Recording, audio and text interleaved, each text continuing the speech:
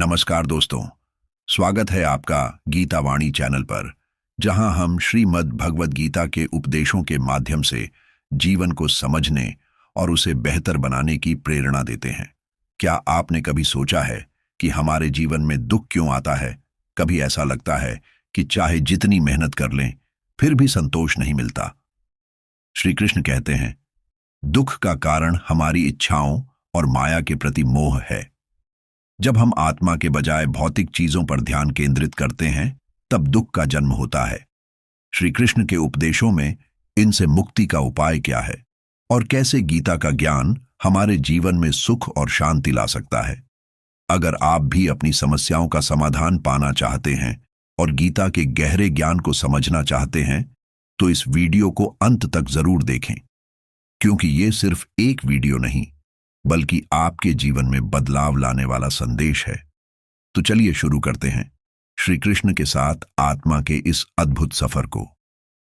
गीता वाणी, जहां हर शब्द में छिपा है जीवन का सार। भगवद गीता, यह पवित्र ग्रंथ सदियों से लोगों को जीवन का सही मतलब, उद्देश्य और कर्म का ज्ञान देकर अपने जीवन में उन्हें सही राह दिखाने में सफल रहा है। आपको जिंदगी में जो कुछ भी चाहिए या आपकी जो भी समस्या है, आप श्रीमद् भगवद गीता की यह बातें ठीक से सुन समझ लीजिए। आपकी हर इच्छा पूरी होगी, हर मुश्किल आसान होगी और आपका हर दुख दूर होगा। भागवत गीता में श्री कृष्ण बताते हैं कि पृथ्वी पर जिस प्रकार मौसम का बदलाव होता रहता है, उसी प्रकार हमारे जीवन में भी सुख दुख आते रहते हैं, से हमें विचलित नहीं होना चाहिए। हे अर्जुन, समय से पहले और भाग्य से अधिक किसी को कुछ नहीं मिलता। जैसे दीपक की बाती को दीपक तले छुपा अंधेरा दिखाई नहीं देता, वैसे ही मनुष्य को जवानी के पीछे छुपा बुढ़ापा और कमजोरी दिखाई नहीं देती। किसी भी प्राणी को उसका मन जीवन के अंत तक अपने जाल से निकलने नहीं देता। रस्सी में बांधकर उसे तरह तरह के नाच नचाता रहता है। वह जीव को इतनी फुर्सत ही नहीं देता है कि वह अपने अंतर्मन में झांक कर अपनी आत्मा को पहचाने और आत्मा के अंदर जिस परमात्मा का प्रकाश है, उस परमात्मा का साक्षात्कार करे, उसे देख सके। जब भगवान श्री कृष्ण से अर्जुन पूछते हैं कि हे केशव, यह सब मानकर भी कि आत्मा नित्य, सनातन और अजन्मा है, उसे शस्त्र नहीं काट सकते, आग नहीं जला सकती, फिर भी प्राणी की आत्मा को दुख, सुख, शोक, खुशी, मान, अपमान, पीड़ा और आनंद का एहसास क्यों होता है? तब भगवान श्री कृष्ण कहते हैं, हे पार्थ, मैंने पहले ही तुम्हें बताया कि सुख दुख का आभास करना आत्मा का काम नहीं, शरीर का काम है। तब अर्जुन कहते हैं, हे केशव, शरीर को दुख और पीड़ा तभी होगी जब शरीर को कोई चोट लग जाए या उसका कोई अंग कट जाए। जैसे शरीर आग में जल जाए, उससे जो पीड़ा होती है वह तो शरीर की पीड़ा है, परंतु मानहानि होने से जो दुख होता है या मान होने से जो आनंद आता है, उसमें तो शरीर को कोई चोट नहीं पहुंचती। वह मानहानि का दुख, वह अपकीर्ति की पीड़ा तो आत्मा को ही होती है ना। तब भगवान श्री कृष्ण अर्जुन से कहते हैं, नहीं अर्जुन, यह कीर्ति अपकीर्ति, मान अपमान, यह लाभ हानि, यह जीतने का आनंद अथवा हारने की पीड़ा, यह भी आत्मा को नहीं होती। यह आत्मा का काम नहीं है, यह तो मन की शरारत है। भगवान श्री कृष्ण कहते हैं, हे अर्जुन, यह याद रखो कि प्राणी के शरीर का एक अदृश्य अंग है, मन, जो दिखाई नहीं देता लेकिन सबसे शक्तिशाली हिस्सा है। आत्मा से इसका कोई संबंध नहीं है। आत्मा रथ में बैठा हुआ रथ का स्वामी है, तो मन शरीर रूपी रथ का सारथी है। यह मन ही इंद्रियों के घोड़ों को इधर उधर भटका देता है और यौवन के आवेश में चंचल हो जाता है। कभी यौवन के आवेश में यही चंचल मन मनुष्य को इस भ्रम में डाल देता है कि वह सर्वशक्तिमान है, वह सब कुछ कर सकता है और वह यहाँ का राजा है, जिसके आगे हर कोई झुक जाने को विवश है और जिसे हर कोई प्रणाम करता है। जब शरीर के दीपक में यौवन शक्ति का गीत झेलकर समाप्त हो जाता है और दीपक तले अंधेरा छा जाता है, तो मनुष्य घबराकर चिल्लाने लगता है, मैं बीमार हूं, मैं दुखी हूं, मैं मर रहा हूं, मुझे बचाओ। ये रोने का नाटक भी मन करता है। हे अर्जुन, मनुष्य को मैं के घमंड की मदिरा पिलाकर मदहोश करने वाला पाखंडी केवल मन है। उसके हाथों में मोह माया का जाल है, जिसे वह मनुष्य की इच्छाओं पर डालता रहता है और उसे अपने वश में करता रहता है। यह मन शरीर से भी मुंह करता है, अपनी खुशियों से भी मुंह करता है और अपने दुखों से भी मुंह करता है। खुशी में खुशियों से भरे गीत गाता है और दुख में दुख भरे गीत गुनगुनाता है। अपने दुखों में दूसरों को शामिल करके उसे खुशी मिलती है। हे पार्थ, प्राणी के लिए आवश्यक है कि वह अपने मन को काबू में करके अपने अंतर्मन में झांक कर आत्मा को देखें। तभी उस आत्मा के अंदर उसे परमात्मा का प्रकाश स्पष्ट दिखाई देगा। समय मनुष्य के बनाए मार्ग पर नहीं चलता, मनुष्य को ही समय के दिखाए मार्ग पर चलना होता है। इसी को नियति कहते हैं। जीवन कठिन तब लगता है जब हम स्वयं में बदलाव करने की बजाय परिस्थितियों को बदलने का प्रयास करते हैं। जब समय आपके विपरीत चल रहा हो तो शांत रहना ही सबसे बेहतर होता है। एक रास्ता बंद करने से पहले भगवान 10 रास्ते खोल देते हैं। और याद रखो, जिसका कोई नहीं होता उसका भगवान होता है। भगवान श्री कृष्ण कहते हैं, हमारे दुखों के 5 कारण हैं। जो व्यक्ति अपना मनचाहा प्राप्त होने पर कहते हैं प्रभु की कृपा है, पर मन के विरुद्ध होने पर उदास हो जाते हैं, यही प्रभु की कृपा का अधूरा दर्शन दुख का पहला कारण है।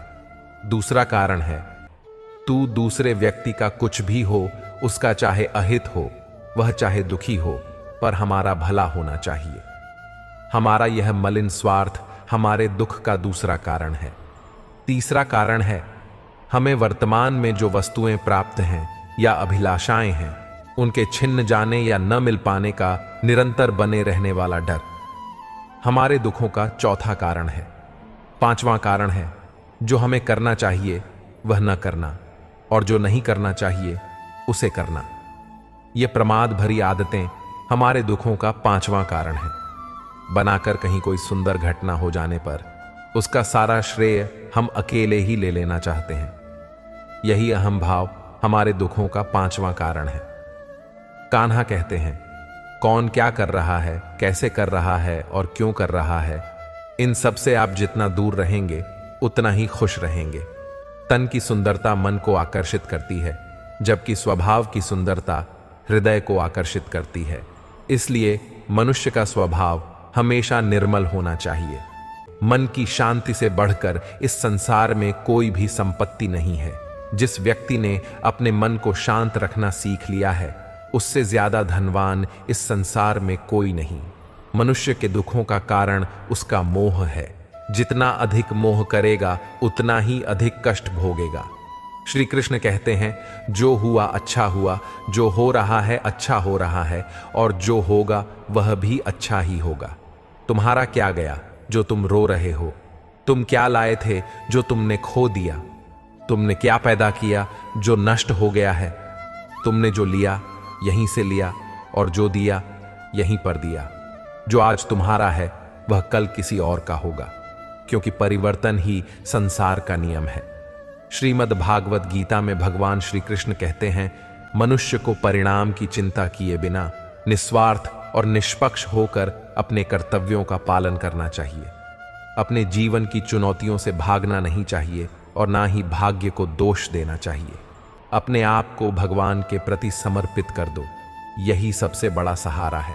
भगवान श्री कृष्ण गीता में अर्जुन को उपदेश देते हुए कहते हैं कि व्यक्ति कर्म करने के लिए ही पैदा हुआ है, बिना कर्म किए कोई रह नहीं सकता। मनुष्य को परिणाम की चिंता किए बिना अपने कर्तव्यों का पालन करना चाहिए। क्रोध मनुष्य को नरक की ओर ले जाने वाला द्वार है। क्रोध करने से व्यक्ति का मन अशांत हो जाता है। वह आवेश में आकर कई बार अपना ही नुकसान कर बैठता है। भगवान श्री कृष्ण कहते हैं कि मनुष्य को क्रोध करने से बचना चाहिए। कितना भी क्रोध क्यों ना आए, स्वयं को शांत रखने का प्रयास करें।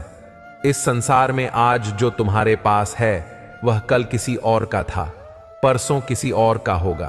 तुम यहां खाली हाथ आए और खाली हाथ ही जाओगे। मन पर नियंत्रण रखना जरूरी है। मनुष्य का मन वायु की तरह चंचल होता है। यह मन ही है जो मनुष्य को काम वासनाओं की तरफ भटकाता रहता है। अगर जीवन में सफल बनना है तो मन पर काबू करना बहुत जरूरी है। मन को वश में करने से दिमाग की शक्ति केंद्रित होती है, जिससे कार्यों में सफलता मिलने लगती है। गीता के अनुसार जिस व्यक्ति ने अपने मन पर काबू पा लिया, वह मन में पैदा होने वाली बेकार की चिंताओं और इच्छाओं से भी दूर रहता है। साथ ही व्यक्ति अपने लक्ष्य को भी आसानी से प्राप्त कर लेता है। अगर मन वश में नहीं करोगे तो वह तुम्हारा सबसे बड़ा शत्रु बन जाएगा।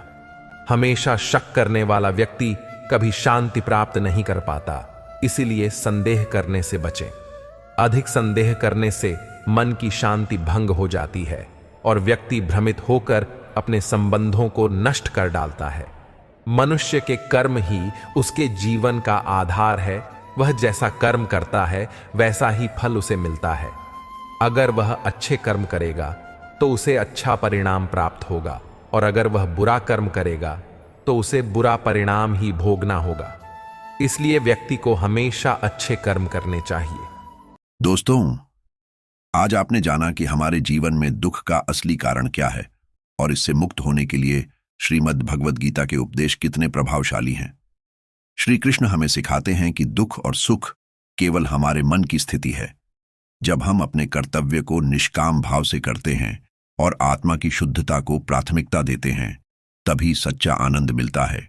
याद रखें, दुख वही है जो हमें ईश्वर से दूर करता है और सुख वही है जो हमें उनसे जोड़ता है।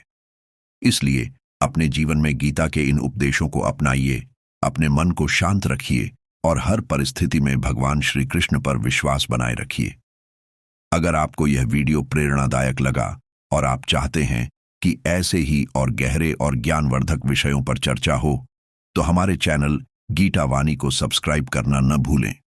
वीडियो को लाइक करें और अपने दोस्तों और परिवार के साथ शेयर करें, ताकि वे भी गीता के इस अनमोल ज्ञान का लाभ उठा सकें।